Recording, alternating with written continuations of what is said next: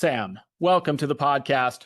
So happy to have you with us. Thank you so much, Jared. Appreciate it. For all of my listeners and my viewers for the first time coming across your name and your face, tell us a little bit about yourself and where you came from and what you're up to in this wild and crazy stock market. Well, thank you so much. My name is Samantha LaDuc. I am founder of LaDuc Trading, and I run a financial research firm. I've got a great bench of macro to micro contributors that support clients from retail to institutional across stocks, options, and futures. Lots of asset classes and time frames. I'm the market timer and also focus more on durable macro trends, market direction, sector rotation, and basically we provide lots of custom trade engagement with clients, from live trading rooms to deep research reports. Talk about anything you would like, since I run a room every single day and we chat macro to micro. Macro to micro. I love it. I love it. That's great. And there's certainly a lot of themes to cover right now. And speaking of the macro to micro, what are some, what would you say is your top macro theme that you're watching at the moment? Well, I've got three, actually. One is a very durable macro trend trade, which is what I deemed things over paper back during COVID, which was basically, I quote, bonds are done going up, and the backdrop of higher yields, higher inflation would be very, very beneficial for inflationary assets. That's still in play. It hasn't gone away. We're now looking at more of a wave 3 of inflation, akin to 1973 potentially with commodities. But long story short, these themes are very durable, again, this is commodities or equities, inflationary assets, homes, cars, the whole thing. Second, of late, mostly because of Trump coming into power for sure last year, is U.S. government as venture capitalist. So they have invested in a bunch, right? And not just their policies of forcing reshoring, which is very inflationary, not just, of course, war is inflationary, but also incentivizing this industrial renaissance. And that meant investment, direct or indirect, into U.S. Companies that had established processes, people, production.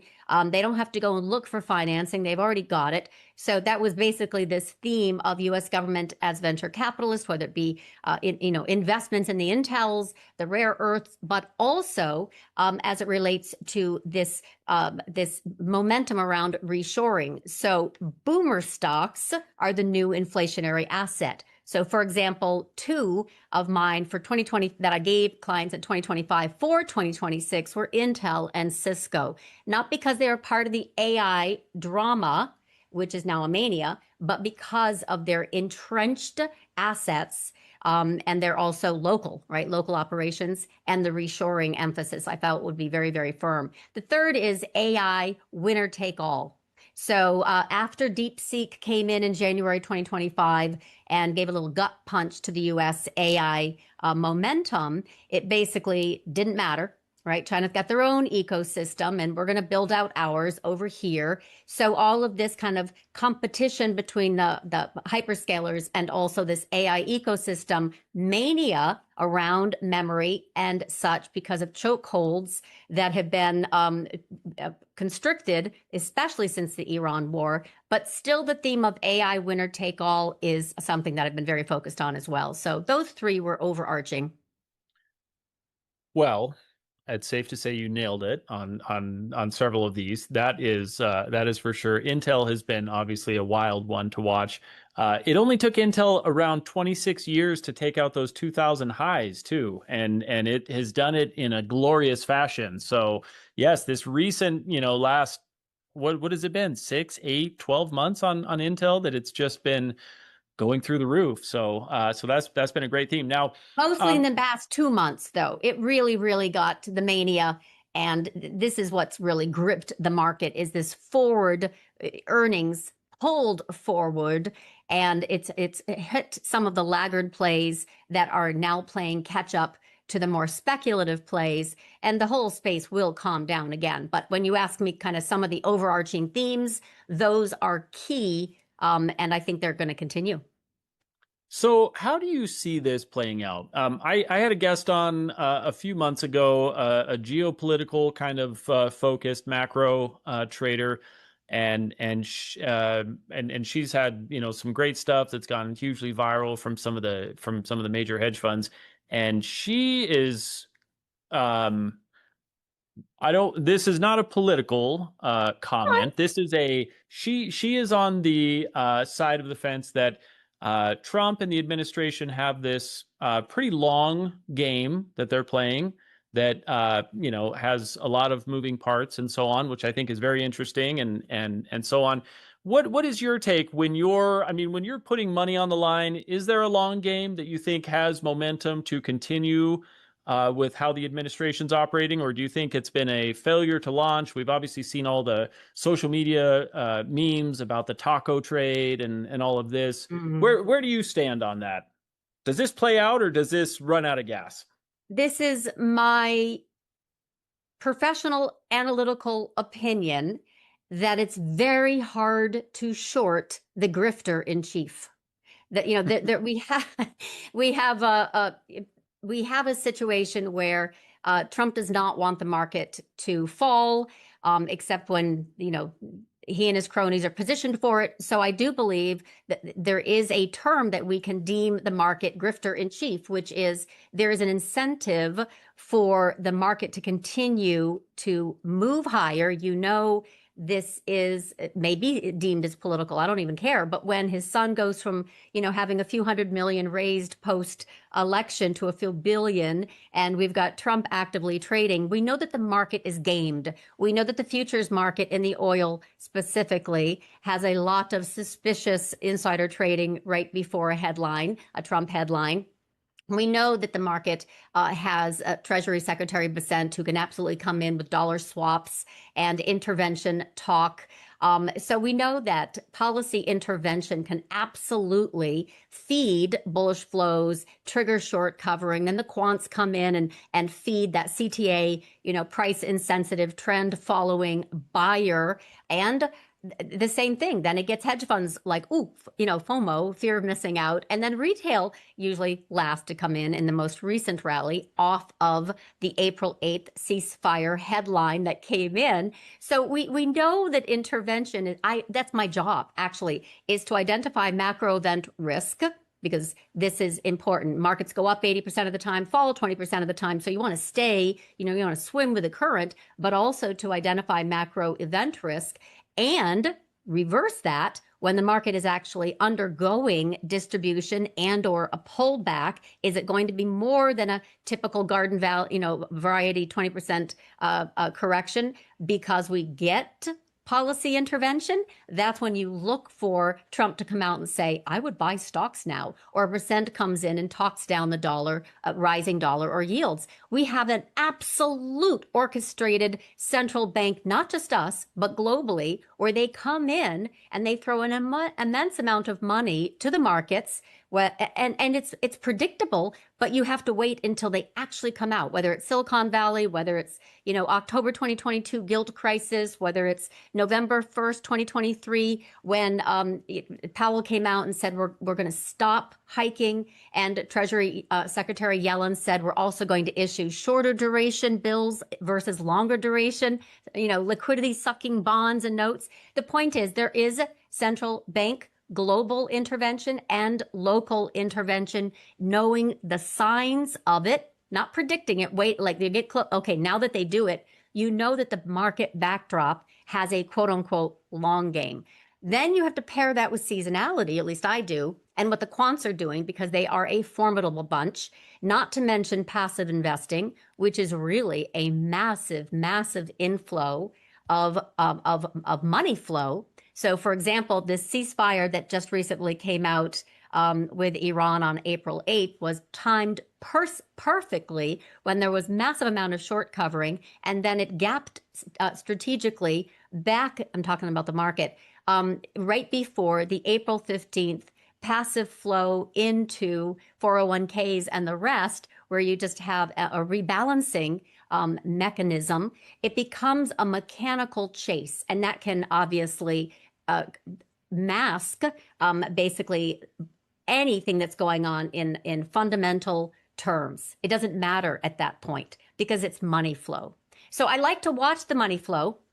because I think it's very instrumental to staying on the right side of the trade. And then I look for when they start to sell underneath the surface, when breadth starts to break down as more risk building underneath the surface. And then, of course, the rotation of money, it's always in lieu of sector rotation, then there will be volatility. So when you start to see money that kind of stops going from sector, whether it be growth to value or hardware to software and vice versa, then you see money start to leave, and that is triggering volatility. So I like to see what's going on with the mechanics and policy in order to kind of predict market direction. That is solid. Do you think the market builds an immunity to the endless shifting news? Are the money flows going to be able to tell you? Complacency. The market builds a complacency, and it also feeds this convexity, which drives much more buying than normally would occur.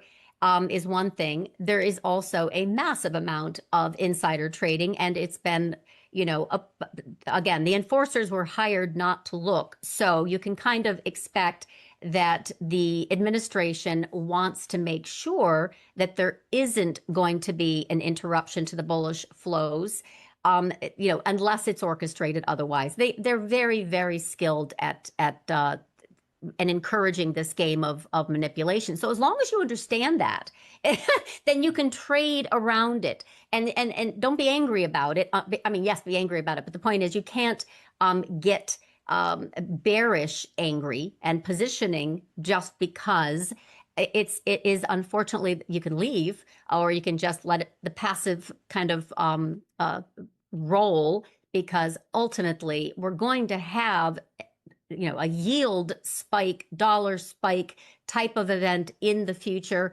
The problem is it's not tradable. In other words, we cannot trade for the future black swan event. We can look at policies to decide, okay, that's going to actually hit the credit markets. That's going to hit the vigilantes that come and attack the bond market. Those are tradable themes, but they're not necessarily predictable. So for me, it's watching very much policy intervention. That is a full-time job, by the way. There's a lot going on there, and a lot to definitely keep an eye on. Where do you see? I mean, we have this AI mania, as you mentioned, which I think is a great term for it. It's gotten kind of wild. We see, Nvidia, for example, has these blockbuster earnings, and the stock is down. I don't know where it ended today, but I think it was down 1% or so, and they have this ridiculous growth, ridiculous revenue, ridiculous everything. And is our expectations finally having to come back to reality here? So the way that I look at Nvidia earnings, they were monster beat, right? As good as it gets, but everyone was long. So No buyers left. seriously, they're literally long, and most of the market is long. What I see is protection coming in, but they're staying long, so they're not exiting. They don't have a reason to exit. We just talked about this, right? There's no incentive for the Trump administration to do anything that creates disturbance before the midterm, and the whole thing is very, very, let's just say, unfathomable as it relates to the long game being contrived. But you have a backdrop of passive flow investment, quant buying, retail frenzy. Korea, for example, has two stocks that make up the South Korean stock exchange, that make up 42%, I should say, right? The two memories, Samsung and SK. You've got some pockets that are selling their life insurance in order for them to buy. It's like mania. Whether it be Bitcoin, whether it be AI, the memory stocks, people choose mania over boredom all the time. So there's lots and lots to trade. And sector rotation and stock selection, there's not a lack of it. And because as an option trader, you can position for the long game, or you can actively manage. Depends on your experience. But the backdrop of consequence right now is not allowed. So they can, right now, the dollar is not rising as a headwind. Yields are not rising high enough yet. They will be once the 10-year is above 4.8%. Eyes on Bank of Japan, but we don't have a yen carry trade threat yet until they hike. They have a Fed problem, which means Fed usually cuts and then they have a little bit more wiggle room. But right now, new Fed chair on the hot seat, effective tomorrow, ready to get sworn in. And seasonality typically rewards new Fed chairs with a sell off. They also sell off. A midterm election cycle usually results in this sluggish backdrop. We're not getting any of that, right? We're having a potential melt up backdrop. Even though NVIDIA came in and crushed it, everyone was already long. So that's fine. That's not really the telltale sign. I just think that the market itself, especially over the next few months, should have some softness June through September. But will it? That's what we're looking for, the turn right now. That is the big question. There's so many layers happening over the next few months, and I think the second half of 2026 is going to be very, very interesting. Yes. I always love to look at where sentiment is, and then obviously go the opposite direction of that. But there is so many wonderful themes to watch, to keep an eye on. Yeah, we I do. We have a lot of themes for sure, whether it be from commodities to rates and currency, and of course the equity market, but also midterm elections if they're allowed. So yeah, I'd be happy to come back and we can chat a little bit more. Join Club to trade with Samantha. Scan this QR code or click the link in the description.